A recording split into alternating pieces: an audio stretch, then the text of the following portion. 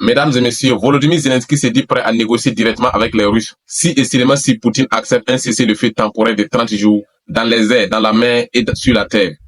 Qu'est-ce qui se passe concrètement sur le terrain, mesdames et messieurs? À quoi jouent l'Ukraine et l'OTAN? Les Russes ont été très clairs et très nets. L'information fait à la une de l'actualité. Installez-vous confortablement car c'est dans le cadre de cette vidéoconférence qu'on va décortiquer en long, en large et en profondeur de ce qui se passe concrètement sur le terrain. Comme toujours, vous connaissez les règles, on like, on commente, on partage massivement cette vidéo dans tous les groupes possibles. Encouragez-nous en likant, en commentant, en partageant massivement, mesdames et messieurs. C'est gratuit et ça nous aide beaucoup. Volodymyr Zelensky vient de faire un post sur X où il déclare ouvertement que l'Ukraine est prête à s'asseoir sur la table de négociation directement avec Vladimir Poutine si et seulement si Poutine accepte un cessez-le-feu temporaire de 30 jours sur la terre, dans les airs et sur la mer, mesdames et messieurs. L'Ukraine qui avait bien évidemment voté une loi interdisant tout contact avec les Russes.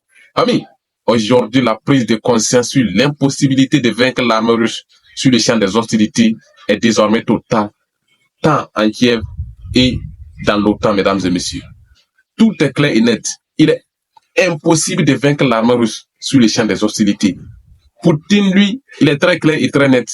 Ceux qui veulent profiter du cessez-le-feu temporaire pour réarmer l'Ukraine, pour réorganiser les forces de Kiev, échoueront. Et il a raison. Il a raison. Poutine est clair et net. Nous voulons la paix, mais à nos conditions. Poutine a appelé le président turc et a proposé de continuer les négociations qui étaient rompues. Famille, à Ankara, depuis 2022, Poutine a proposé de continuer les négociations sans aucune condition.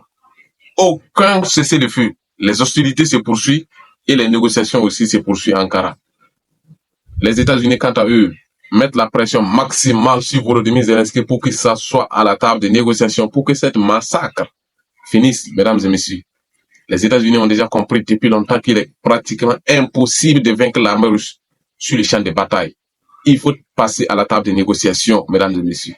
Quant aux Européens, mesdames et messieurs, le petit Manu d'Emmanuel Macron de la France a mobilisé ses copains européens, le Premier ministre britannique, le nouveau chancelier allemand et le Premier ministre polonais. Ils se sont rendus vers Kiev, mesdames et messieurs, pour manipuler encore Volodymyr Zelensky pour qu'il envoie la jeunesse ukrainienne comme chair à canon face à l'artillerie russe.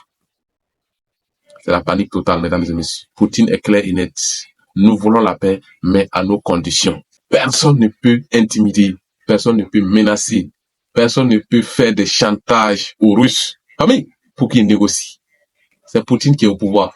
21 ans d'expérience. Donald Trump qui était venu tout nouvellement et qui était agité. Il s'est avéré très compliqué avec Vladimir Poutine. Et lui, il a déclaré, Donald Trump met la pression maximale sur Volodymyr Zelensky pour qu'il accepte un accord pour que cette hostilité, cette massacre de la jeunesse ukrainienne s'arrête immédiatement. Et c'est ça la vérité. En tout cas, l'information faisait à la une de l'actualité. On a décidé de partager avec vous. En tout cas, on like, on commente, on partage massivement cette vidéo dans tous les groupes possibles, mesdames et messieurs. Et si vous êtes nouveau ici, assurez-vous de vous abonner et d'activer la cloche de notification. C'était les guerriers d'Afrique. On vous revient tout de suite avec d'autres actualités hyper fiables. Merci pour votre fidélité.